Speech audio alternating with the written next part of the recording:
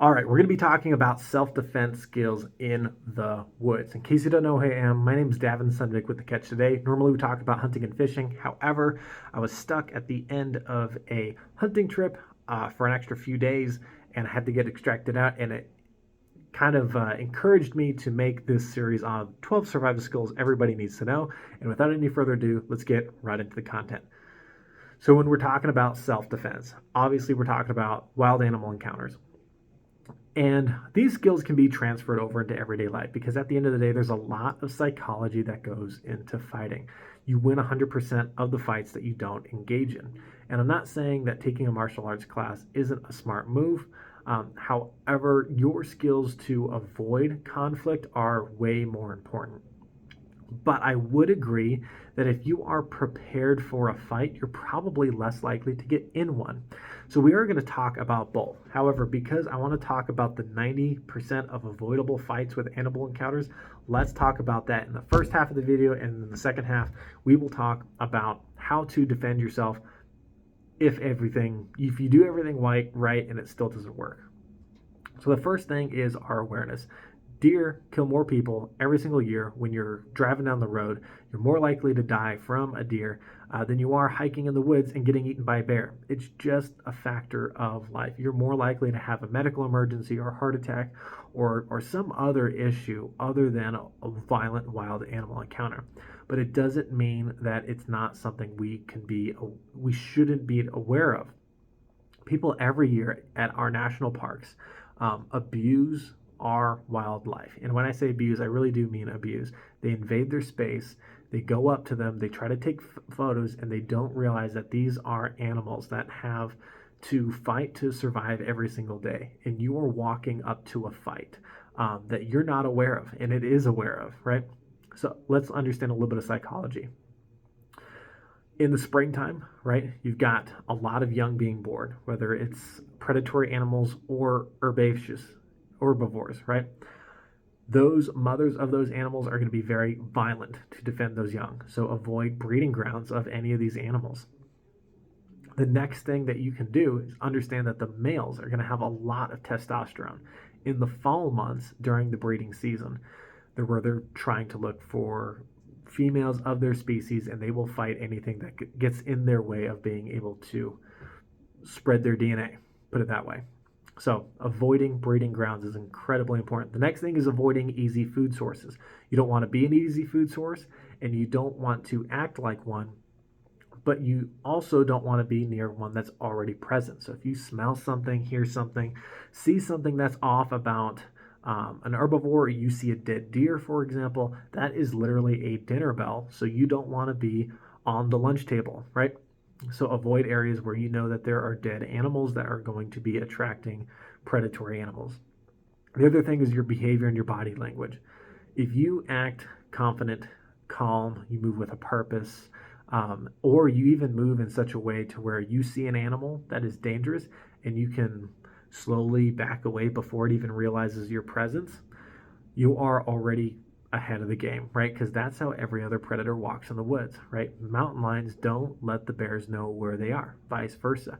Bears don't want the wolves to know where they are, vice versa. The wolves don't want other animals knowing where they are, right? Their ability to stay hidden is critical to their survival, right? It should be to yours as well.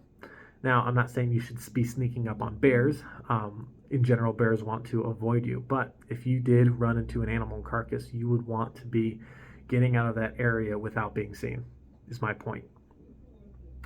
The next thing, I did talk about walking with confidence, right? Because that bear does not necessarily just want to attack you because you're existing. It's just not how they're wired, right? They're not wired. A bear's not wired to attack another predator, and they see you as another predator. So don't run away. If you're traveling in a group of people, don't straggle behind. There's a lot of things that you can do to avoid triggering that prey response where they are actively thinking about your presence if they should find you or see you, rather than that subconscious part of their brain that tells them to attack whatever they're looking at. You don't want to activate that part of their brain because then you have a real fight on your hands. So let's talk about what happens should you end up on the dinner plate, right? or should you encounter something on accident that you could not have ever avoided. It's going to depend on what weapons you bring to the table, right?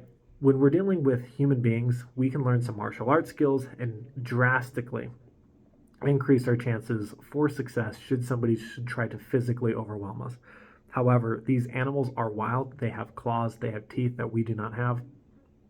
We need to equalize the playing field with a weapon. I think there's a couple that come to mind because of distance. You definitely want distance on your side. So let's talk about the differences between a firearm and mace or pepper spray. I think in your mind, you're probably thinking about something that works well for you.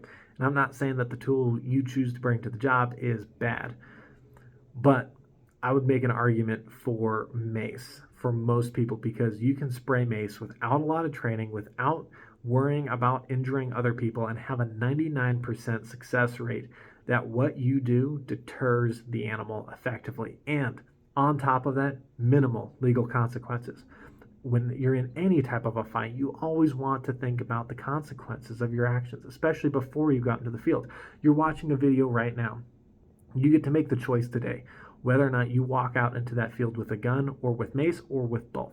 I encourage you to have both. There are things that a gun can do that mace simply cannot do. There are things that mace can do that a gun simply could not do or accomplish. I do not discourage you from having both. However, if it were me with my family on the line and I had to grab just one thing right away and I had to deploy it this second, I'd be grabbing the mace. And the reason for that is because if mace gets on me or another person, it's not going to kill them, but it is going to deter that threat with a very high chance of success. And I'm not going to be killing that bear. I'm not going to be interrupting the ecosystem, and I'm not going to be getting questioned by law enforcement over the next couple hours or a few days. However, if I pull that gun out, that bullet misses and hits something that I did not intend, or I don't feel confident enough to pull the trigger because I'm worried about my background or the target or where it's at, and I delay too long and I get mauled or somebody else gets mauled, that's not good either. And if everything goes right and I end up shooting that bear and kill it, at the end of the day, I have to answer to that choice, right? Now, you would hope that law enforcement would be on your side, but you can't guarantee. You can't guarantee that you don't look like a poacher who's taking advantage of a situation that, hey, it looks like I was in a self-defense situation, so, so I decided to kill that bear, and it was the trophy of a lifetime that I've been searching for, right? Game warden's not going to know the difference between you and that poacher, right? Who would very much so have liked to look like he was in harm's way when he really wasn't.